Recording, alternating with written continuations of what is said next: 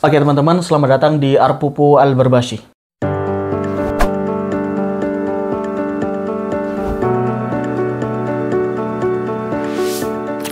Oke teman-teman, ini adalah segmen baru dari konten channel Arpupu Al-Barbashi. Kita punya Edufusion di mana aku monolog, dan ini aku ada segmen baru namanya Podution ya, bukan pollution tapi Podution podcast Edufusion yang masih membahas tentang ini mas, berbagai pengetahuan ya. Oke, kita kedatangan tamu yang sedang ada pertanyaan-pertanyaan yang perlu kita jawab teman-teman ya. Perlu teman-teman jawab juga, perlu aku jawab yang menghadapi gitu ya. Mungkin pertanyaan-pertanyaannya akan mewakili dari teman-teman yang masih ada kebingungan terhadap sesuatu gitu ya teman. BTW Mas Hazel, namanya Mas Hazel ya, Hazel Ziyadatan Islami, dan Mas Hazel ini silakan kunjungi channelnya ya. Aku akan sertakan link di deskripsi. Namanya apa Mas? Tahu animasi. Tahu animasi gitu ya, tahu animasi buat tutorial animasi juga ya. Animasi edukasi juga, terus animasi kocak juga ada nanti di situ, animasi sejarah dan lain sebagainya lah, nanti insya Allah ada. Silahkan subscribe saja ya. Jangan lupa dikunjungi ya guys ya, di deskripsi. Oke Mas Hazel, kita mengalir aja lah. Oke. Jadi aku kemarin berhubungan ada komunikasi karena ada beberapa pertanyaan yang bingung gitu. Monggo Mas Hazel bisa menanyakan di sini, barangkali bisa mewakilkan teman-teman yang bingung juga. Oke. Ya lebih tepatnya sih saya mewakili teman-teman ya yang mungkin masih kebingungan dalam memahami Islam lah, itu agama Islam. Pertanyaan yang pertama ini saya sudah catat ya Mas di laptop. Oh iya, monggo. Oh iya itu ya. Saya baca ya ini. Dari perspektif Mas Adit atau pandangan Mas Adit sebagai seorang Muslim, apa sih yang menyebabkan Tuhan melabeli Islam sebagai agama yang diridhoi Allah? Namun, mengapa dalam Al-Quran juga disebutkan bahwa orang Nasrani, Yahudi, bahkan Sobiin yang menyembah dewa-dewa juga dianggap sebagai seorang mukmin? Ya Mas, silakan.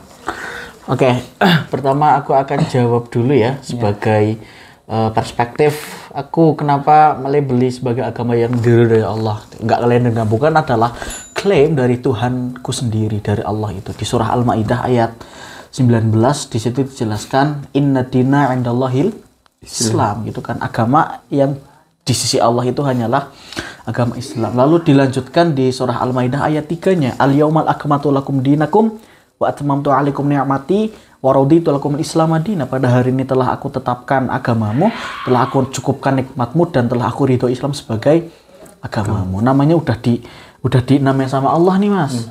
Nama Islam itu sudah ada emang dari Allah. Oke, nama agamanya Islam. Kayak gitu. Itu pertama kenapa aku percaya melabeli Islam sebagai agama yang benar, bukan agama yang paling benar ya.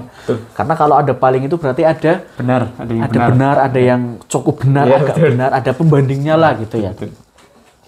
Jadi Islam itu adalah agama yang benar. Lalu bagaimana klaim bahwa orang-orang Yahudi Nasrani, orang-orang Sobiin itu masuk surga lah atau mendapatkan balasan yang setimpal? Itu terdapat di Quran Surah Al-Baqarah ayat 62 kalau nggak salah, yang bunyinya ayat 60-an lah, 50 ke atas ya teman-teman, koreksi if I'm wrong, yang bunyinya innalladzina amanu walladzina hadu wan nasara was-sabiina man amana billahi wal yaumil akhir wa amila sholihan falahum ajruhum 'inda rabbihim wala khaufun 'alaihim walahum yahzanun. Nah, ayat ini sering digunakan oleh para misionaris. Tahu misionaris ya?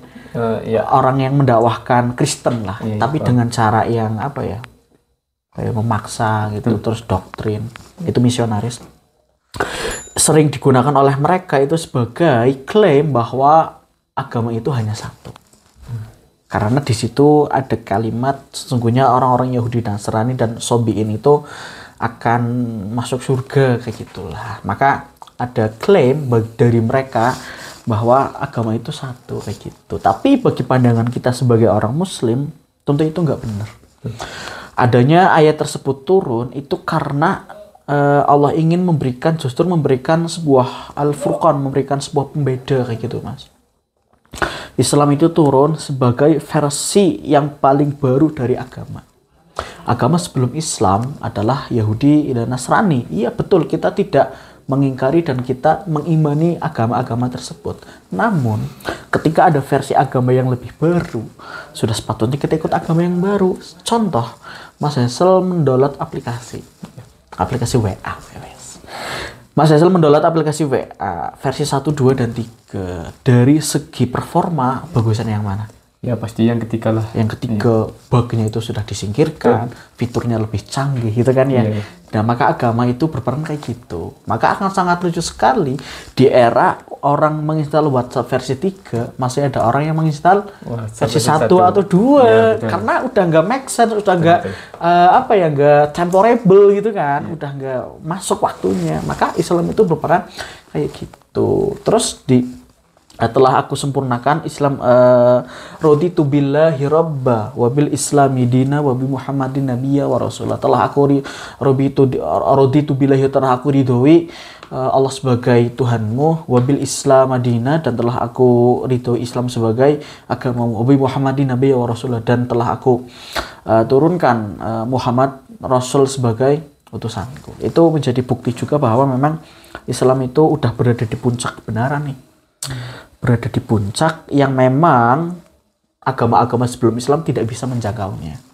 Jadi kita tidak mengingkari adanya agama sebelum Islam, Yahudi dan Nasrani gitu kan. Cuma karena memang versi terbaru dari agama yang telah diturunkan oleh Allah adalah Islam, maka mau nggak mau kita harus ngikut Islam yang telah disebarkan oleh Rasulullah Shallallahu Alaihi Wasallam. Adapun makna dari Yahudi dan Nasrani dan Sobiin itu para mufassir, para ahli tafsir itu mengatakan orang yang dulunya beragama Nasrani dan Yahudi, tapi sudah tidak beragama lagi. Tapi dia masih percaya Tuhan dari agama Yahudi dan Nasrani.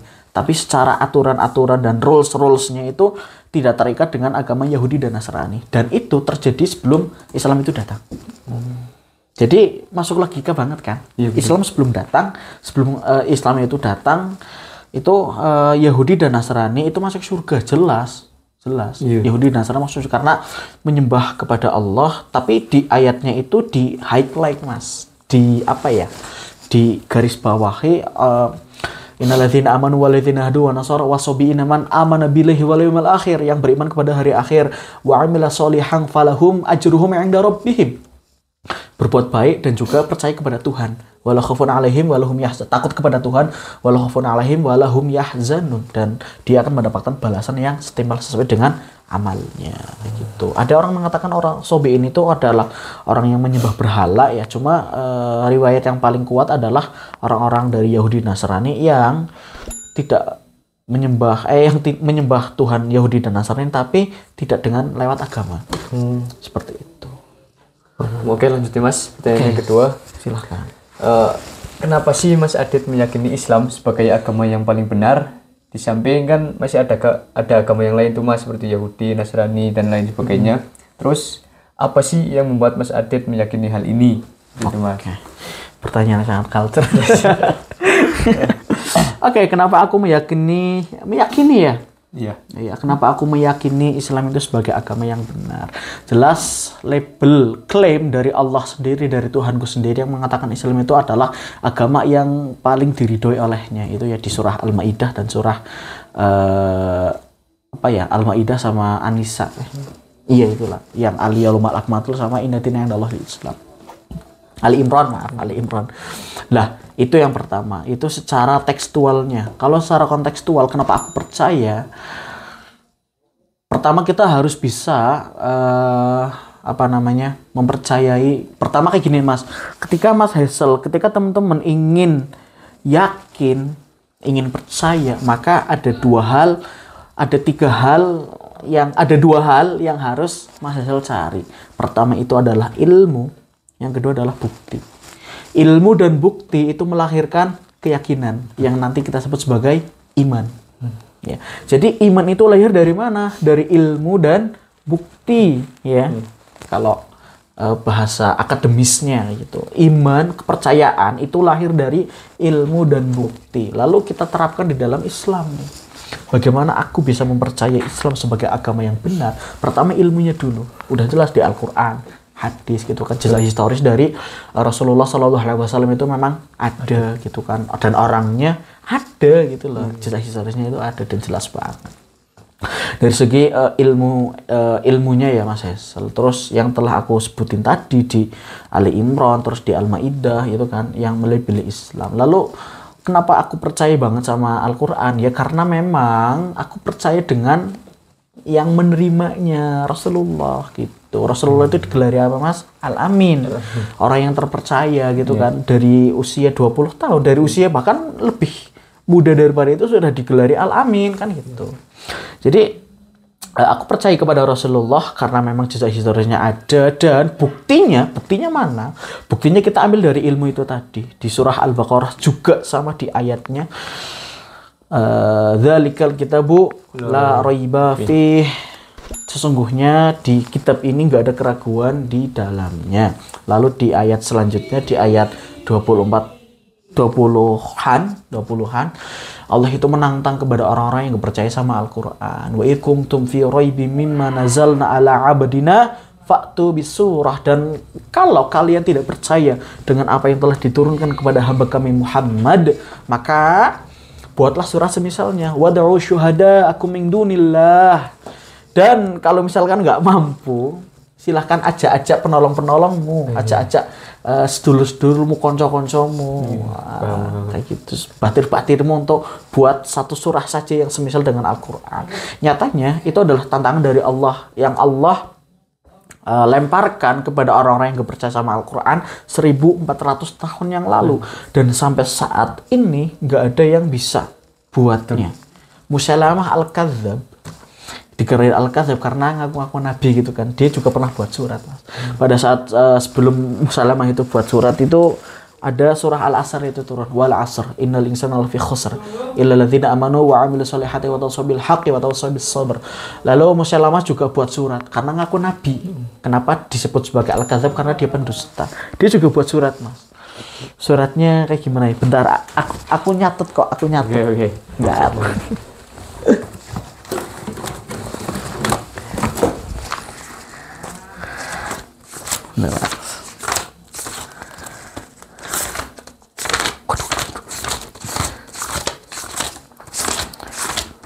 Bentar. Wih.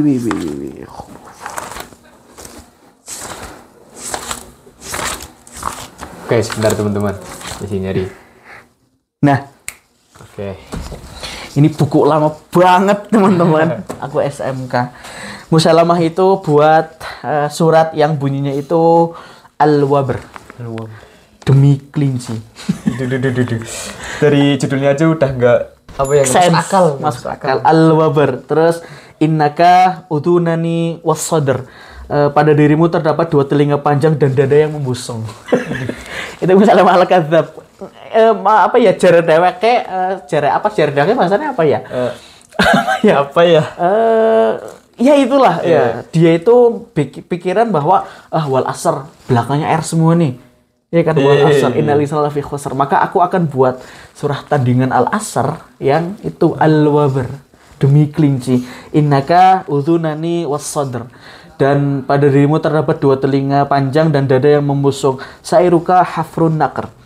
Di sekelilingmu terdapat galian tanah kan. Iya, walaupun belakangnya R cuma tapi nggak masuk akal. Nggak masuk akal. Betul. Aneh banget gitu kan buktinya. Lah, ajaibnya Al-Quran. Jadi kayak gini Mas, dalam ilmu bahasa ilmu sastra ya.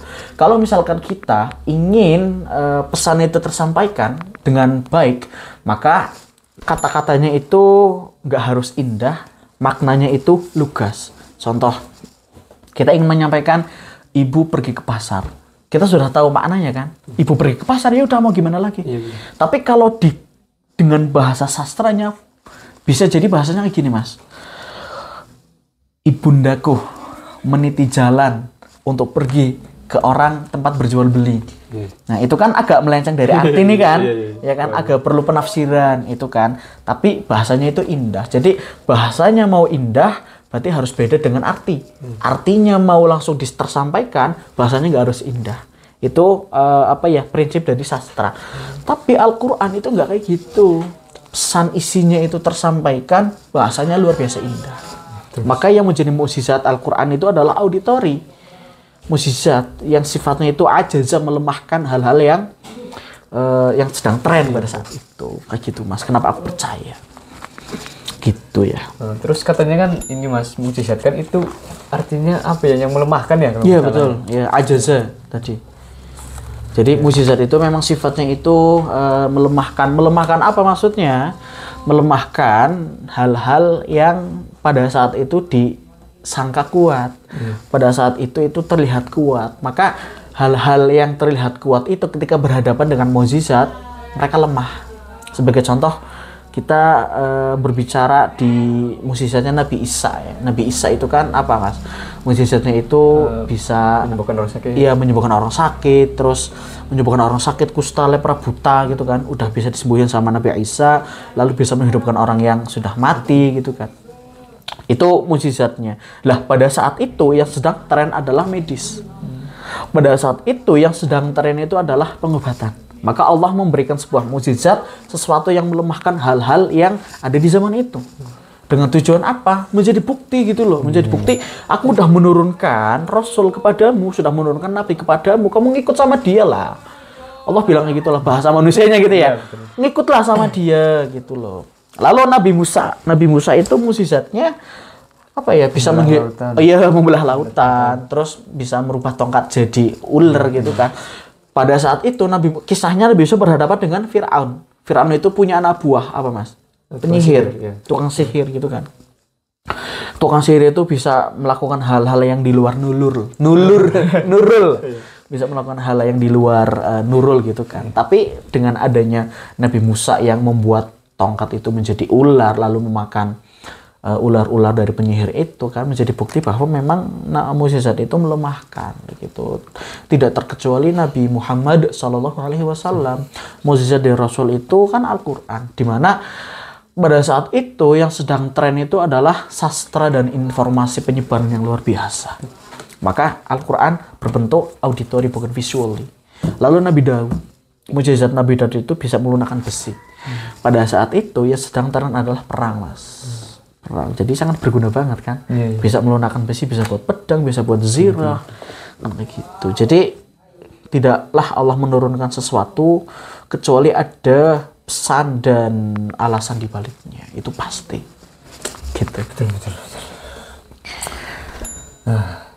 Ya, teman-teman gimana? Mau lanjut atau cukup?